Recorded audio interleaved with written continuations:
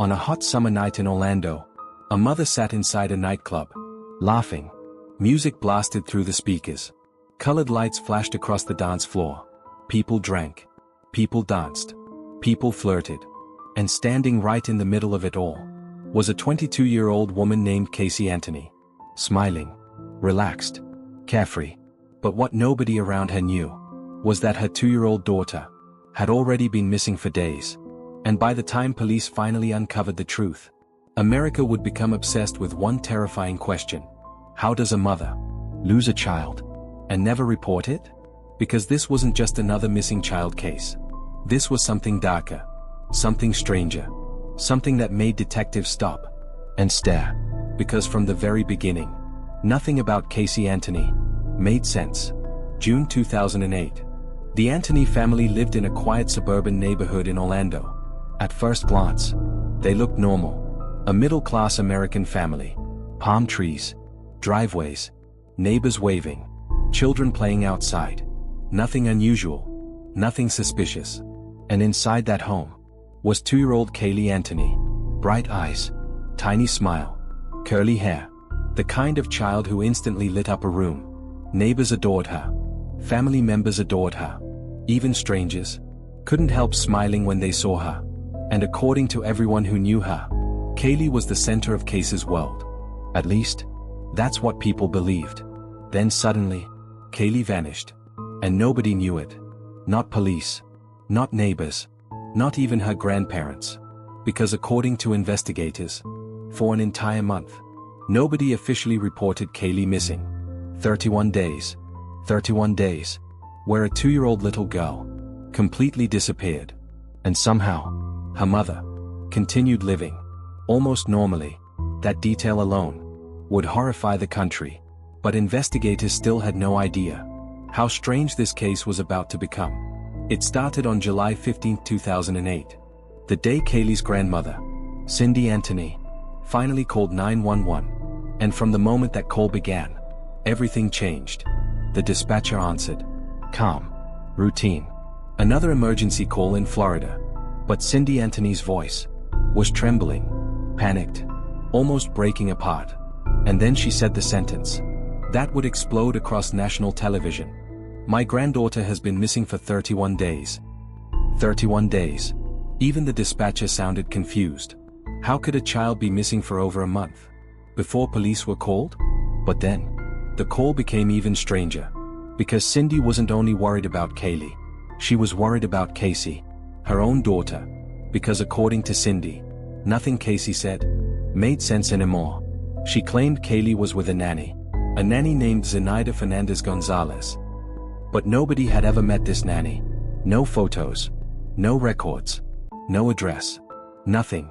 And every time family members asked where Caylee was, Caylee had another excuse, another lie, another story, until eventually, even her own parents realized something was terribly wrong. But there was one detail from that 911 call that detectives would never forget. A detail so disturbing, it immediately shifted the entire investigation. Because Cindy Anthony told dispatchers that Caylee's car smelled like there had been a dead body inside it. The moment investigators heard that, the atmosphere changed.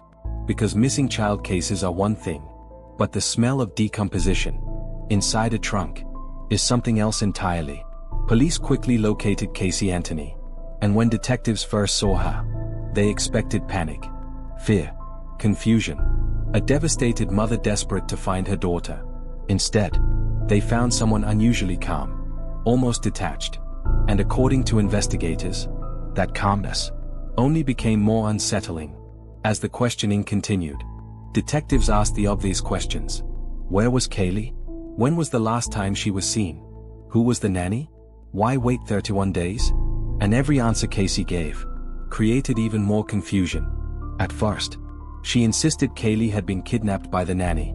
Then she claimed she had been searching for Caylee herself. Then she said she was afraid. Then she said she didn't want to involve police. And according to investigators, her story kept changing. Small details changing.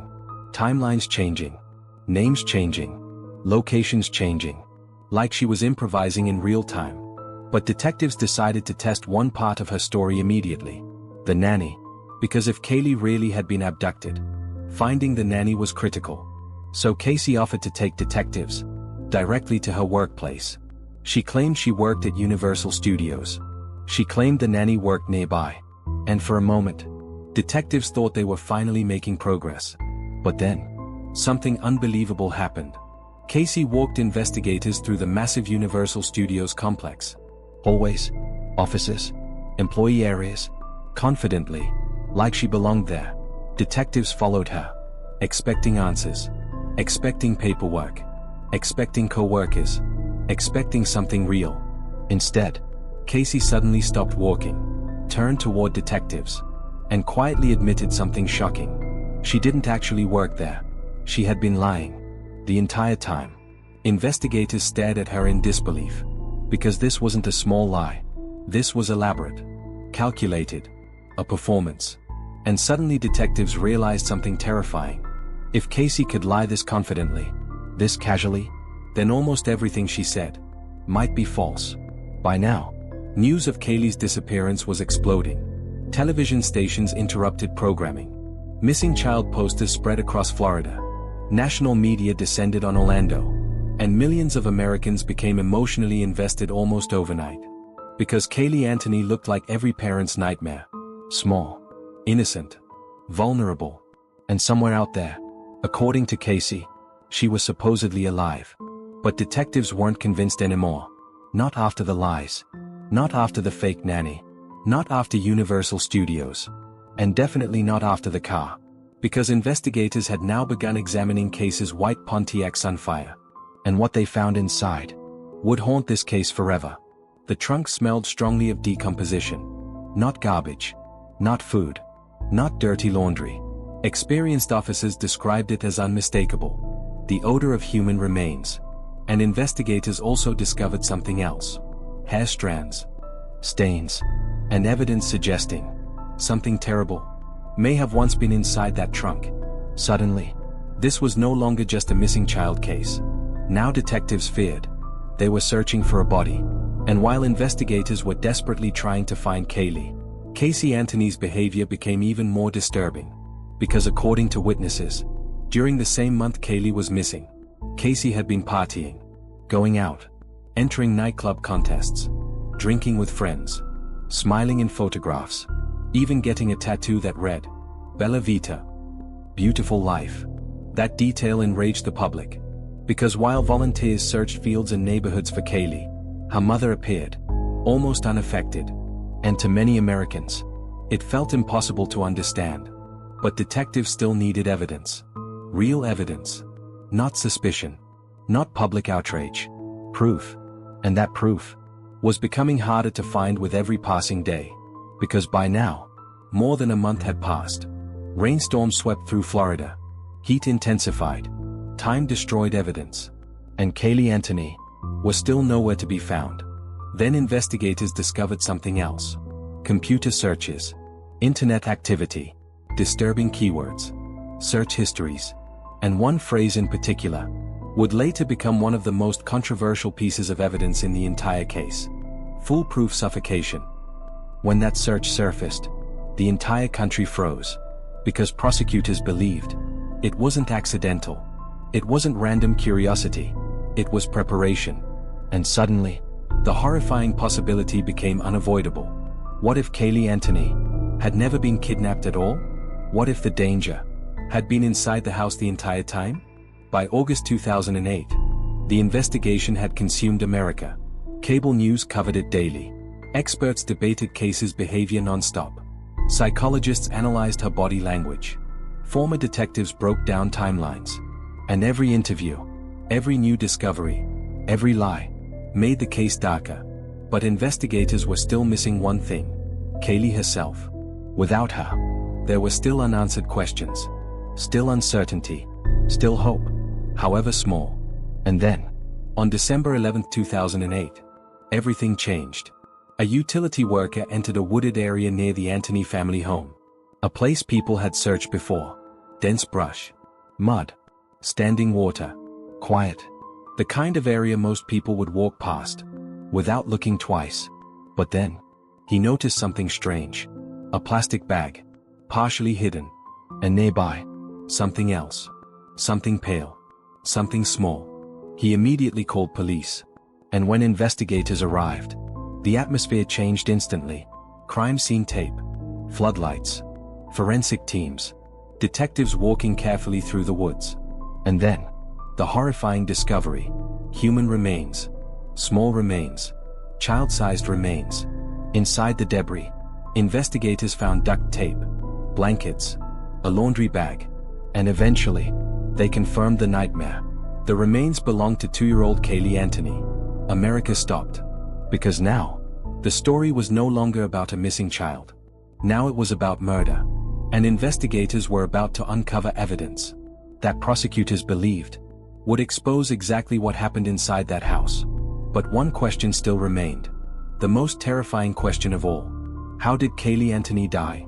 And according to prosecutors, the answer would turn this already shocking case into one of the most controversial murder trials in American history. When detectives confirmed the remains belonged to Caylee Anthony, the entire atmosphere in Orlando changed. The hope was gone. The search party stopped. The missing child posters suddenly felt unbearable to look at. And across America, millions of people asked the same question. What kind of person waits 31 days before reporting a 2-year-old child missing? Because by now, the case wasn't just a tragedy. It had become something else. An obsession. Every television station covered it. Every courtroom hearing made headlines. Every new lie. Every new piece of evidence. Every strange interview pulled the public deeper into the mystery. And at the center of it all was Caylee Anthony.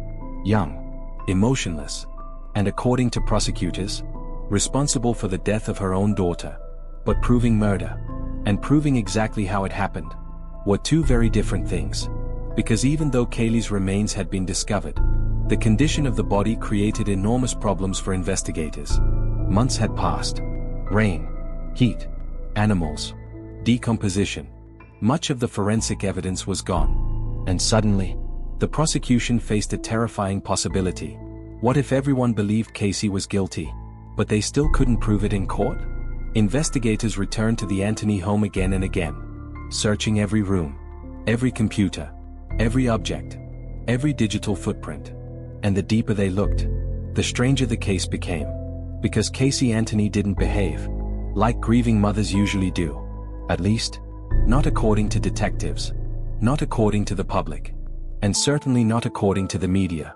During the month Caylee was missing, Caylee had gone dancing, gone drinking, spent nights with friends, entered hot body contests at clubs, laughed in photographs, and all while detectives now believed her daughter may already have been dead. That behavior shocked the country, but prosecutors believed it revealed something important. Because to them, Caylee Anthony wasn't panicking. She wasn't grieving. She was escaping, trying to continue life, while burying the truth beneath lies. And according to prosecutors, those lies were everywhere. The fake nanny, the fake job at Universal Studios, fake phone calls, fake stories, fake timelines, even fake friends investigators later discovered never existed. It was like Caylee Anthony had built an entirely fictional reality around herself.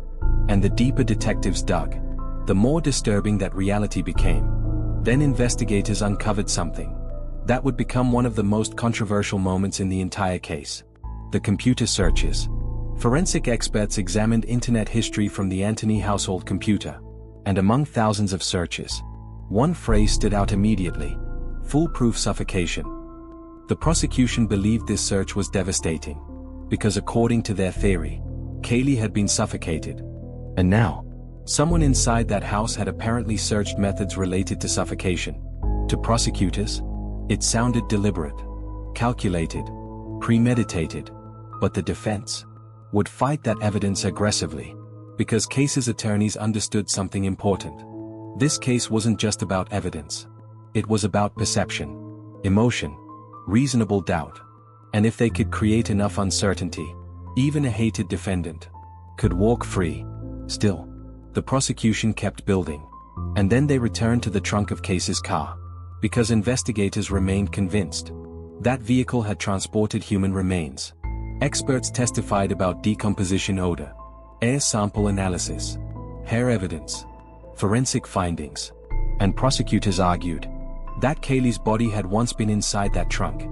Even more chilling, they claimed Casey drove around with her daughter's remains in the car. That image horrified the public. A mother driving through Orlando while her child's body allegedly decomposed nearby.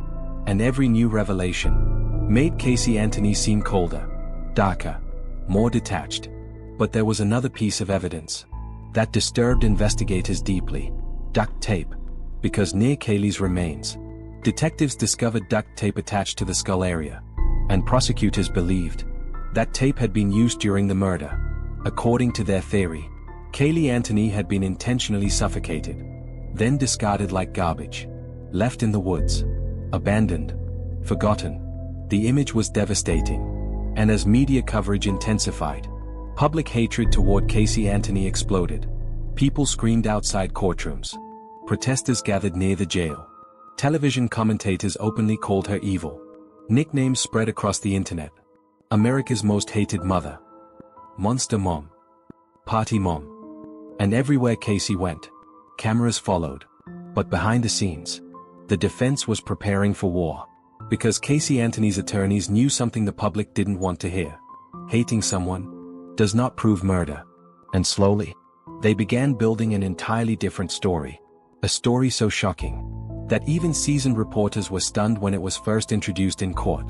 Because according to the defense, Caylee Anthony's death had been an accident. Not murder, not suffocation, not premeditated violence. An accident. Specifically, an accidental drowning in the family swimming pool. The courtroom froze, because this theory changed everything. According to defense attorney Jose Baez, Caylee accidentally drowned on June 16, 2008. And instead of calling police, Caylee Anthony and her father, George Anthony, allegedly panicked, covered it up, and concealed the death. The accusation stunned the country, because now, the defense wasn't only denying murder, they were accusing Caylee's own father of helping hide a dead child. George Anthony denied everything, completely, emotionally, publicly, and the Anthony family, which was already collapsing under pressure, completely fractured. Then the defense made even more disturbing allegations. Claims of abuse, claims of trauma, claims that Caylee Anthony had grown up in a deeply dysfunctional home, claims that lying had become normal for her from childhood.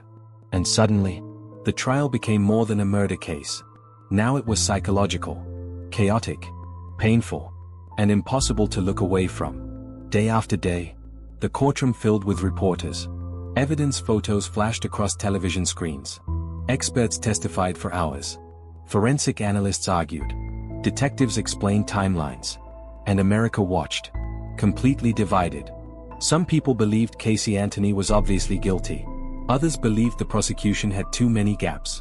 Because despite all the suspicion, there was still one enormous problem. Nobody could definitively prove how Caylee died. The medical examiner could not determine an exact cause of death. Too much time had passed. Too much decomposition had occurred. And that uncertainty became the defense's strongest weapon. Because in criminal court, certainty matters. And reasonable doubt can change everything. Meanwhile, Caylee Anthony herself remained strangely unreadable. Sometimes expressionless. Sometimes whispering to attorneys. Sometimes writing notes. Sometimes staring blankly ahead. And every tiny movement became national news. People analyzed her smiles, her posture, her reactions, even the clothes she wore. Because America desperately wanted to understand her. Wanted to see guilt. Wanted to see regret. Wanted to see humanity. But many viewers felt they saw nothing. Then came one of the most emotional moments of the trial. Caylee's photographs, videos, home recordings, tiny shoes, tiny voice, tiny laughter. Prosecutors intentionally reminded the jury that behind all the headlines was a real child, a little girl, who would never grow up. And for a moment, the courtroom's legal arguments disappeared. Because suddenly, everyone remembered what this case was really about. Not theories, not television, not ratings. A dead child. Outside court, the pressure intensified. People camped overnight for courtroom seats. News vans crowded the streets. Commentators debated the trial constantly. And social media exploded with anger. Many people weren't even asking whether Caylee Anthony was guilty anymore.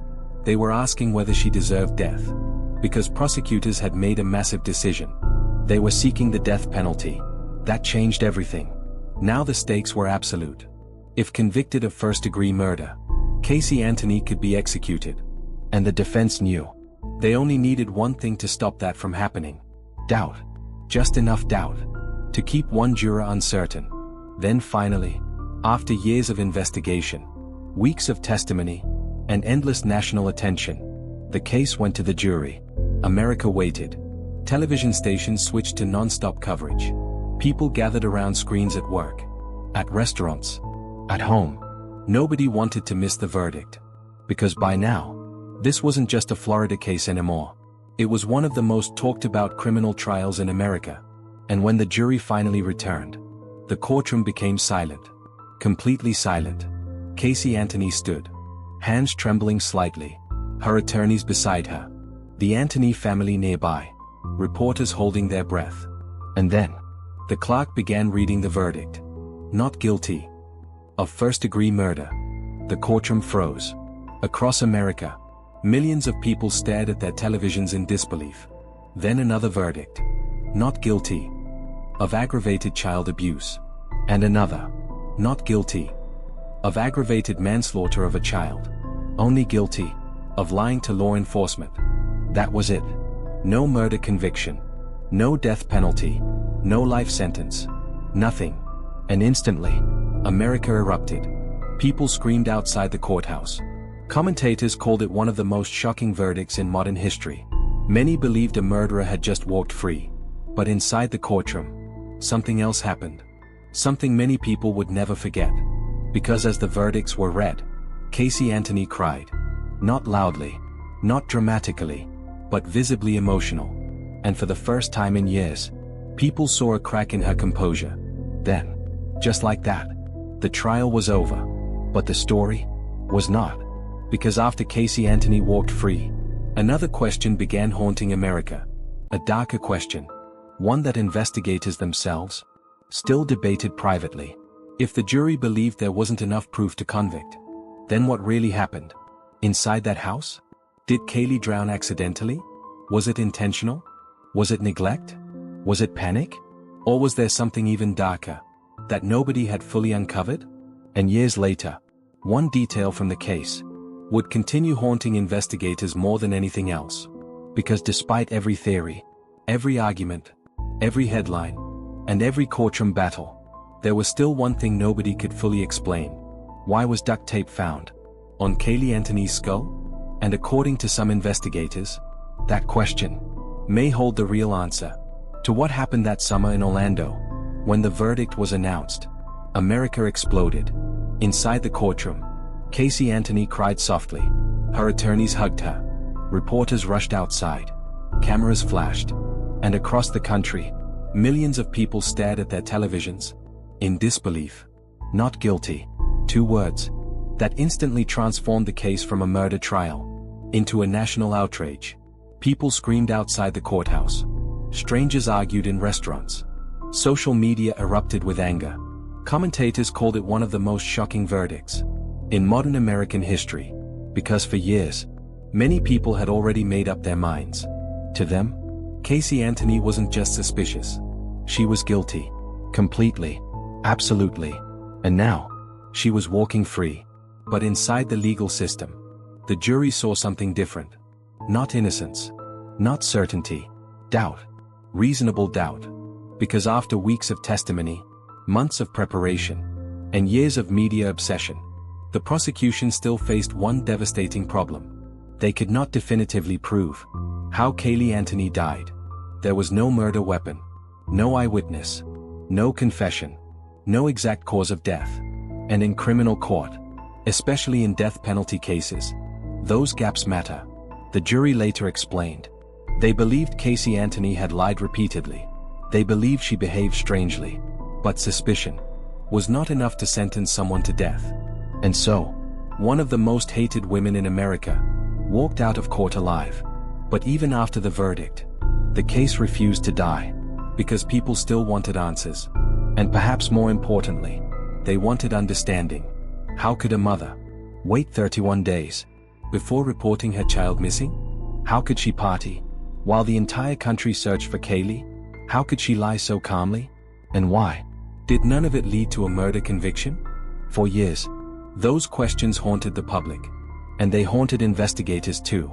Because behind the courtroom drama, behind the media frenzy, there was still a little girl whose life ended in one of the most disturbing mysteries America had ever seen. After the trial, Caylee Anthony disappeared from public life for a while. At least physically. But online, her name never stopped circulating. Documentaries, podcasts, books, television specials, internet debates. People analyzed every detail endlessly. Every lie, every interview, every facial expression. Because somehow, the case still felt unfinished. Meanwhile, the Anthony family completely collapsed under the pressure. The trial had torn them apart publicly. And perhaps no one suffered more visibly than George Anthony and Cindy Anthony, Caylee's grandparents. During interviews after the trial, their grief felt overwhelming. Not only had they lost Caylee, they had also watched their family become one of the most infamous families in America. And according to people close to them, nothing was ever normal again. The house in Orlando became permanently attached to tragedy. Tourists drove past it. Media crews returned repeatedly. True crime fans visited the neighborhood. And even years later, the shadow of the case remained everywhere. But one thing never changed. The public's obsession with Caylee Anthony herself.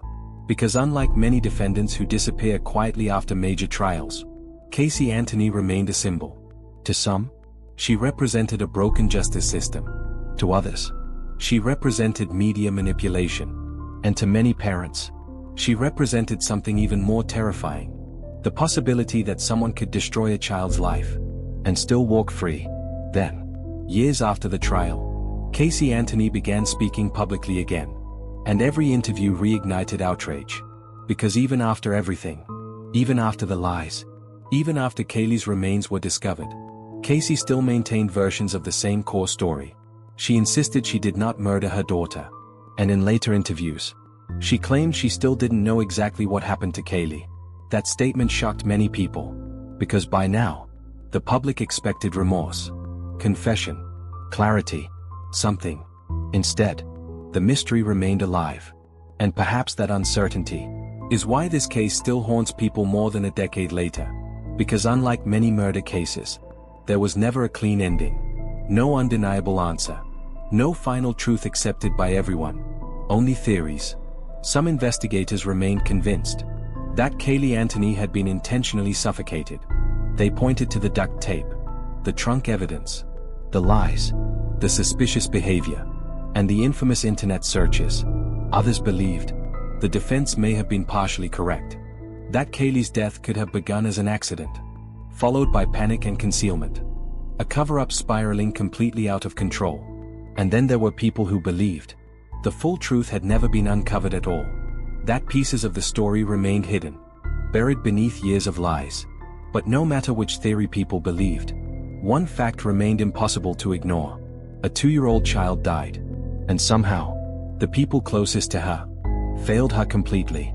Because when investigators looked back at the timeline, the tragedy wasn't just Caylee's death. It was everything surrounding it.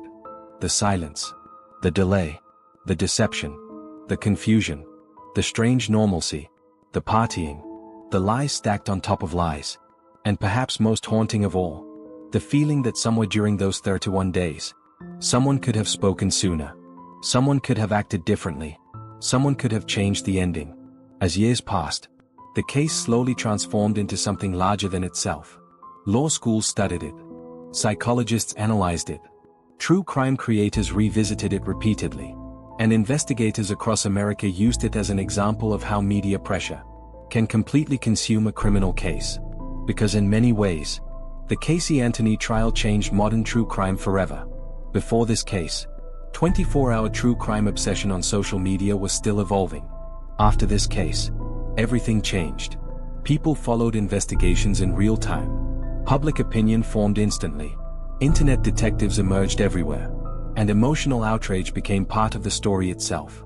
But beneath all of that noise, there was still Caylee, a little girl with bright eyes, curly hair, tiny shoes, home videos filled with laughter, a child who should have grown up, gone to school, made friends, had birthdays, had a future. Instead, her name became permanently tied to one of the most controversial criminal trials in American history. And maybe that's why this case still feels unfinished. Because no matter how many documentaries are made, no matter how many theories people debate, there's still a part of the story that feels impossible to fully explain. Why the lies? Why wait 31 days? Why pretend Caylee was alive? Why invent a fake nanny? Why drive a car that smelled of decomposition? Why continue partying while the country searched? Those questions still disturb people today. And perhaps they always will. Years after the trial, one juror gave an interview explaining the verdict. And their words revealed something important. They said the jury did not believe Caylee Anthony was innocent. They simply believed the prosecution failed to prove murder beyond reasonable doubt. That distinction changed how many people viewed the case. Because legally, not guilty does not always mean innocent. Sometimes, it simply means uncertainty. And in this case, uncertainty became permanent. Meanwhile, Caylee Anthony attempted to rebuild some version of a life. But unlike ordinary acquittals, this one came with enormous public hatred. People recognized her everywhere. Threats followed her. Protests followed her. And even years later, her name still triggers immediate emotional reactions across America. But despite all the outrage, despite all the documentaries, despite all the interviews, the one person who never got to speak was Caylee. And perhaps that's the saddest part of all. Because buried beneath years of arguments, courtroom drama, and media obsession, was a child whose life became overshadowed by the mystery surrounding her death. In the end, the Caylee Anthony case became more than just a murder trial. It became a cultural scar. A story people still argue about. A story people still revisit. A story that forces uncomfortable questions about truth, family, justice, and deception. And somewhere inside that quiet wooded area near the Anthony home, where detectives once stood beneath floodlights searching through brush and mud, the reality of this case still lingers. Not the headlines, not the theories, not the television coverage, but the reality. A 2-year-old girl was found there, alone, wrapped in garbage bags, hidden from the world. And no verdict, no interview, and no theory will ever change that. Because long after the cameras disappeared, long after the courtroom emptied, and long after America moved on to the next headline, one truth remained. Caylee Anthony never got to grow up. And that is the part of the story people never forgot.